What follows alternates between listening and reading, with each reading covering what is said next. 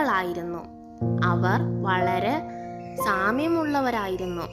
അവരുടെ അമ്മയ്ക്ക് പോലും ഒന്നിൽ നിന്ന് മറ്റൊന്നിനെ വേർതിരിക്കാൻ ബുദ്ധിമുട്ടായിരുന്നു, കുറഞ്ഞത് ഭൂമിയിലെ അവരുടെ ആദ്യ നാളുകളെങ്കിലും.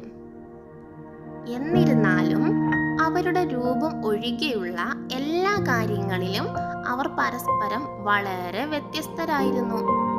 സാമിന് സുഹൃത്തുക്കളില്ല. അതേസമയം ടോം ഒരു മികച്ച സൗഹൃദ നിർമ്മാതാവായിരുന്നു. സാം മധുരപലഹാരങ്ങൾ ഇഷ്ടപ്പെട്ടു, പക്ഷേ ടോം എരിവുള്ള ഭക്ഷണം ഇഷ്ടപ്പെടുകയും മധുരപലഹാരങ്ങൾ വെറുക്കുകയും ചെയ്തു. സാം മമ്മിയുടെ വളർത്തുമൃഗവും ടോം ഡാഡിയുടെ വളർത്തുമൃഗവുമായിരുന്നു.